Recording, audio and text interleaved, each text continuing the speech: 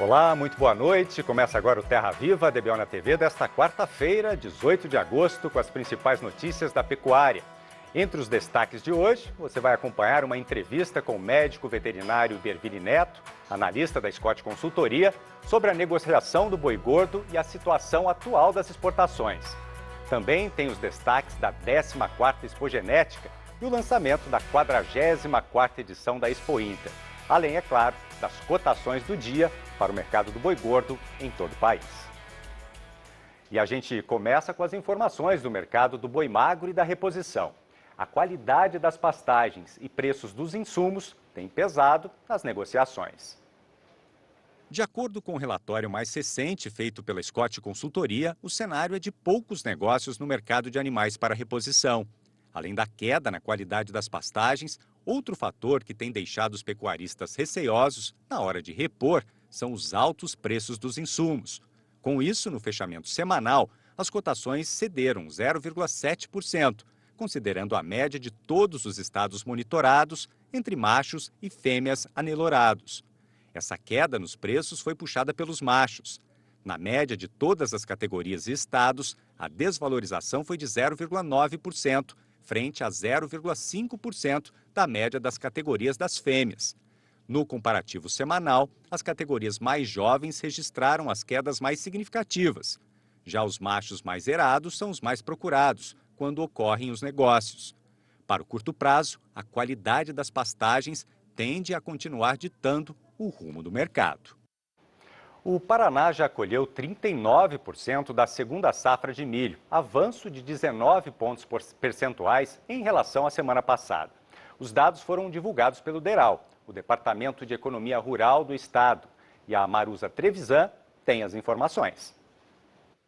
As regiões de Irati e União da Vitória são as que estão com os trabalhos mais adiantados no estado, com 100% da safra já colhida. Na sequência, vem Ponta Grossa e Guarapuava. Por outro lado, a colheita ainda está bem no início em Ivaiporã, Jacarezinho e Londrina, e estão com cerca de 15% em Apucarana. Dessas lavouras que ainda estão em campo, 99% avançaram para a fase de maturação e apenas 1% segue em frutificação. Já em relação à qualidade da produção, as avaliações estão semelhantes às divulgadas pelo governo na semana passada. 5% foram classificadas em boas condições, 38% em médias e 57% como ruins. De acordo com o DERAL, as lavouras em melhores condições seguem nas regiões de Guarapuava e Pitanga. E as avaliadas em piores condições estão em Paranavaí e Cornélio Procópio. As exportações de carne bovina brasileira seguem aquecidas neste mês. A média diária do produto embarcado na segunda semana de agosto ficou em 10.100 toneladas, alta de quase 31% na comparação com o mesmo período do ano passado.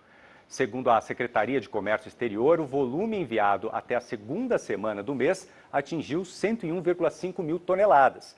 E a expectativa do mercado é que podemos embarcar de 280 a 290 mil toneladas em equivalente de carcaça até o final de agosto. E vamos agora para o nosso primeiro intervalo. E já voltamos com a nossa entrevista do dia.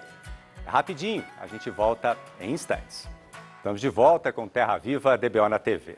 E com o mês de agosto já avançando na sua segunda quinzena, a oferta de gado terminado no confinamento segue aumentando nas regiões onde a atividade é mais forte. Mas assim mesmo, o boi gordo continua com preços firmes em praticamente todas as regiões de comercialização do país. Em boa parte, a explicação é a forte demanda para a exportação, principalmente para a China, que é o destino de 65% de toda a carne bovina que o Brasil vende no mercado internacional. E para entender o que é que deve acontecer com as cotações nos próximos dias, a gente recebe a visita virtual do médico veterinário Iberville Neto, analista da Scott Consultoria, falando ao vivo de Bebedouro, aqui mesmo no estado de São Paulo. Boa noite, Iberville, seja muito bem-vindo aqui ao Terra Viva, DBO na TV mais uma vez, viu? Você é sempre muito bem-vindo. Boa noite a todos, é um prazer. Iberville, vamos lá para a primeira pergunta, né? A gente viu essa situação aí do confinamento, né? Eu queria saber de você, né? Como é que está hoje a chegada, né, no mercado de animais terminados, então aí no confinamento? Realmente, como foi comentado, nós temos observado um acréscimo gradativo da oferta de gado confinado. Isso não é nenhuma surpresa, é a época em que isso normalmente acontece. E isso tem sido suficiente para manter os frigoríficos aí com programações relativamente confortáveis. Apesar dessas programações confortáveis, eles não têm testado o mercado de maneira mais contundente. Então, isso nos leva, inclusive, a crer que os próprios frigoríficos não acreditam em uma oferta muito abundante no futuro próximo. Então, eles têm optado por garantir essas programações de abate, ao invés de testar valores menores aí pela arroba. Berville, então como é que fica a situação atual das escalas, né, na indústria em geral, né?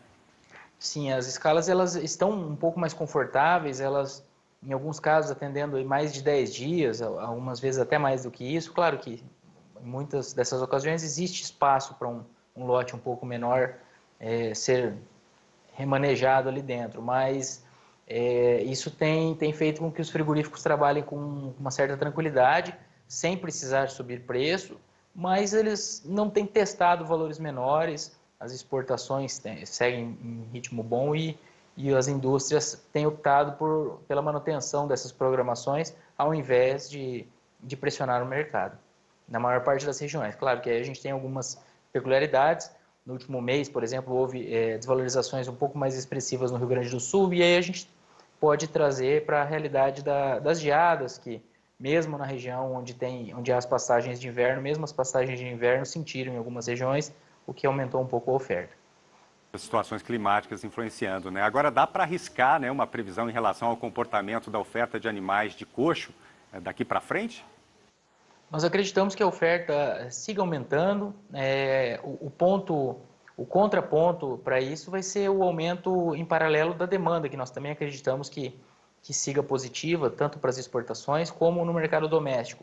Essa semana mesmo nós tivemos a volta aí de 100% de possibilidade de abertura do comércio em São Paulo. Ainda há algumas restrições no que diz respeito a aglomerações e outros eventos, aglomerações em eventos, mas o comércio, que é uma parcela importante da economia, do giro de dinheiro, já voltou a plena possibilidade de funcionamento. Então, esses são indicativos de que essa demanda doméstica no segundo semestre tem tudo para colaborar, frente ao que nós observamos aí no passado recente.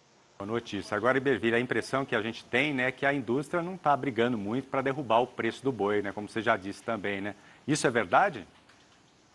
Isso, eles têm optado por manter as programações um pouco mais confortáveis. Na média de um grupo de praças que foi feita uma avaliação hoje, nós tivemos praticamente estabilidade nos últimos 30 dias. Claro que há algumas particularidades, como o caso do Rio Grande do Sul, mas em linhas gerais nós temos o mercado andando de lado na maior parte das regiões. E os frigoríficos optam por manter as programações, garantir essa oferta aí no caso dos que atendem o mercado externo. No caso dos que atendem o mercado doméstico, eles trabalham com margens que não estão folgadas, margens mais apertadas, mesmo historicamente, mas é a opção de maneira geral da indústria. Iberville, falando agora um pouquinho do mercado internacional, né? Qual que é a avaliação, né, que a gente deve fazer a respeito do desempenho atual aí das exportações? Agosto começou com um ritmo muito forte dos dados oficiais. Nós tivemos aí mais de 10 mil toneladas de média diária, e se a gente projetar isso para o fechamento de agosto, a gente teria algo em torno de 22 mil toneladas. 220 mil toneladas no fechamento do mês. Lembrando que o recorde anterior foi em novembro de 2018, outubro de 2019, perdão.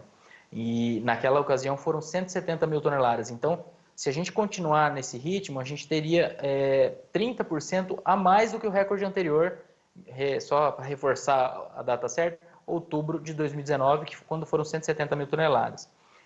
Então, claro que esses dados, muitas vezes, ocorre uma certa condensação de informações, ou essas informações elas saem mais agrupadas em determinada semana e pode ter esse efeito, mas nós acreditamos que exista realmente um bom ritmo, o ritmo das exportações está bom e o volume de agosto deve ser um bom volume no fechamento. Talvez não tão surpreendente quanto uma simples projeção das 2 primeiras semanas, mas nós temos relatos também de alguma dificuldade de logística na saída dos portos, e tudo isso acaba afetando um pouco a distribuição das estatísticas ao longo das semanas. Isso pode ter um efeito, mas as exportações estão boas, isso é fato.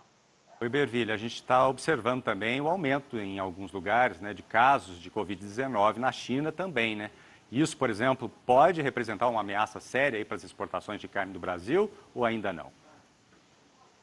Com o que nós temos atualmente, eu diria que é um ponto a ser acompanhado, um ponto de atenção, porque a China, algumas vezes que eles fecham a economia tentando segurar, eles fecharam a economia tentando segurar a pandemia, ou a epidemia, no caso ainda, quando era uma epidemia no país, eles fecharam isso de maneira muito contundente. Então, se isso for observado de maneira mais disseminada no país, é possível que nós tenhamos algum efeito negativo sobre o consumo. Mas, por outro lado, quando a gente fala de aumento nos casos na China, é um aumento importante frente ao que vinha sendo observado, praticamente nada, né? Mas ainda não são números como nós observamos em outros países. Então, acho que é mais dependente da reação e das medidas de contenção que o governo chinês vai tomar do que efetivamente de um número grande, pelo menos com o que a gente tem observado até o momento, na comparação com outros países, claro. Perfeito. Derville, vamos acompanhar nessa situação também, né? Sempre de perto aí. Quero agradecer mais uma vez sua participação aqui com a gente no DBO na TV, viu? Muito obrigado e seja sempre muito bem-vindo aqui. É um prazer, obrigado e boa noite a todos. Boa noite. E o mercado brasileiro de inseminação artificial de bovinos cresceu 65,4% no primeiro semestre, em comparação com o mesmo período de 2020, segundo a Associação Brasileira de Inseminação Artificial, a ASBIA.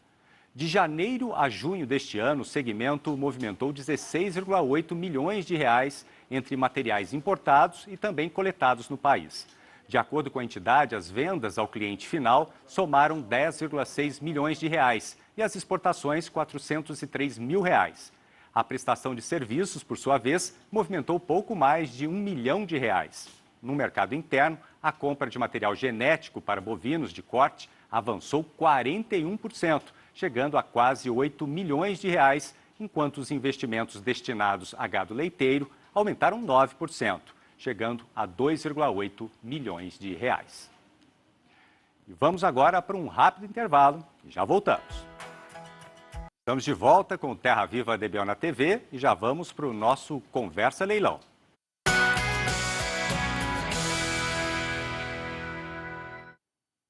Nesta quarta-feira, a partir das 8h35 da noite, o Terra Viva transmite o leilão O Gado de Leite na Expogenética. Serão ofertados animais da raça Gir Leiteiro.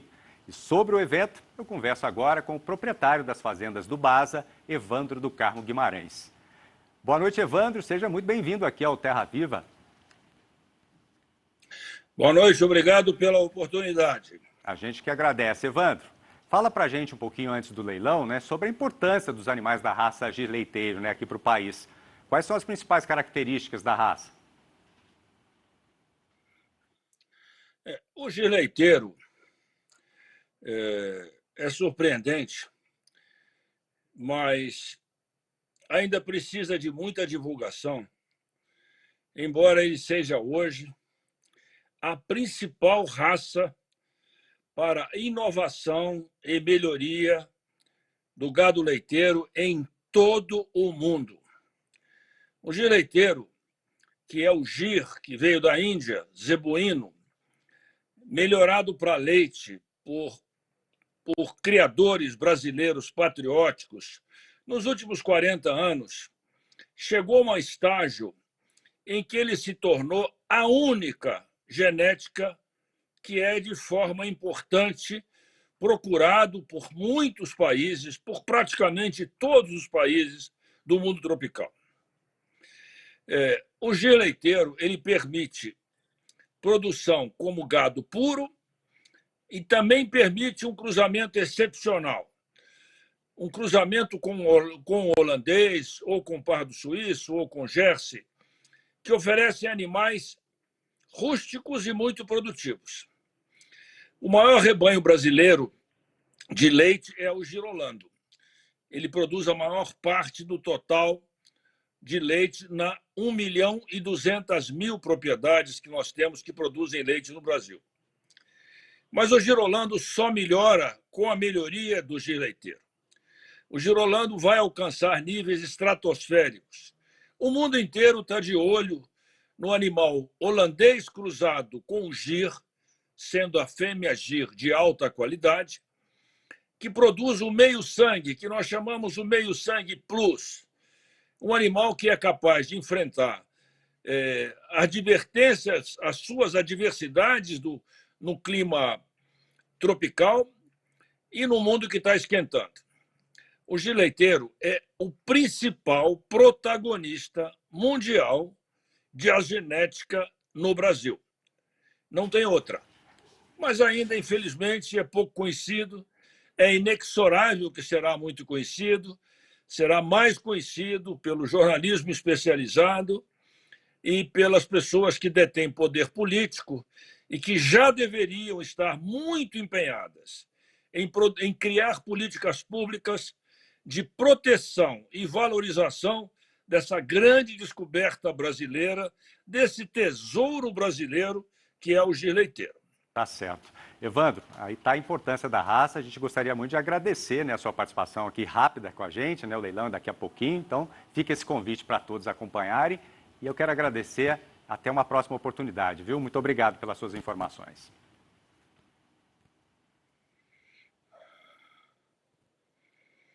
E agora o destaque para a 14ª edição da Expogenética. O evento realiza uma série de testes que classificam os melhores touros jovens do país. E os que tiverem melhor classificação ganham espaço nas maiores empresas de inseminação do Brasil.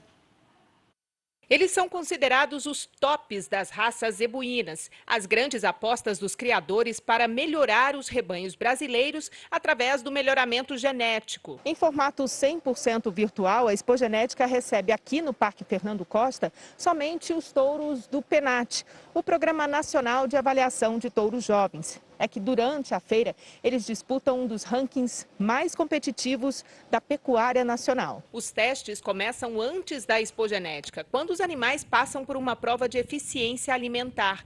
Os touros que ganham mais peso, comendo menos, seguem para a próxima fase que acontece aqui na feira. Então os animais superiores dentro da faixa etária e dentro da raça, eles são classificados e vieram aqui então para a Expogenética, para o Parque Fernando Costa, aqui no pavilhão multiuso, onde eles serão então avaliados agora de igual para igual. 97 touros de criatórios de todo o país chegaram até aqui. Somente 24 serão ranqueados. Hoje eles foram avaliados por uma comissão julgadora e até o fim da feira os mais bem colocados já terão espaço garantido nos portfólios das maiores empresas de inseminação do país. Então a gente vem aqui com esse objetivo, dentre essa quantidade enorme de touros que tem aqui, tentar buscar aquele que tenha o perfil que a gente busca para atender essa demanda do mercado. Nós, como centrais, queremos cada vez mais estar juntos e dando oportunidade de distribuir esse sêmen pelos rebanhos colaboradores e cada vez mais rápido esses touros se provando e tendo essa genética disponível no mercado.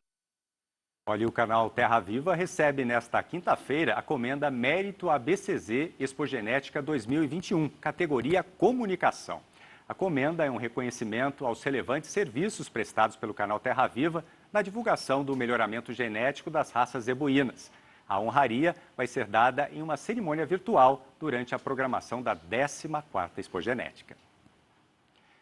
E foi lançada oficialmente hoje a 44ª edição da Expo Inter. A solenidade transmitida pela internet reuniu poucos convidados no Palácio Piratini. A Cissa Kramer traz os detalhes.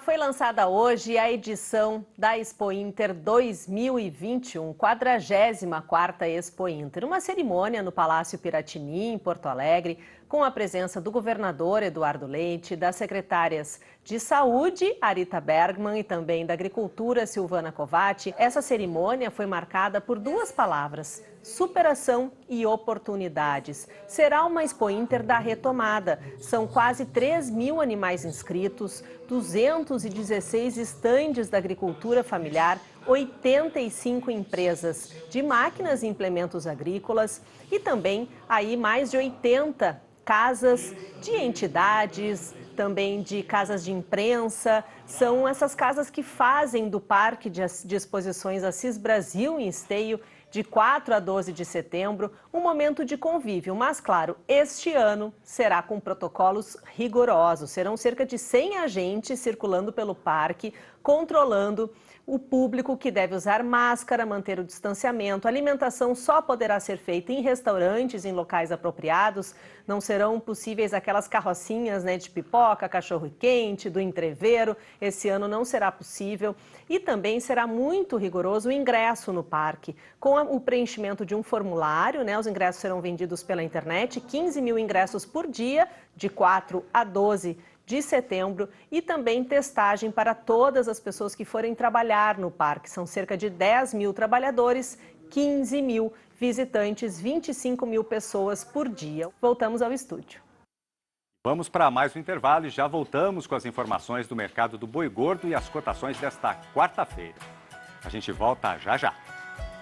Estamos de volta com o Terra Viva DBO na TV. Hora de conferir o comportamento do mercado do boi gordo nesta quarta-feira. As informações são da Scott Consultoria.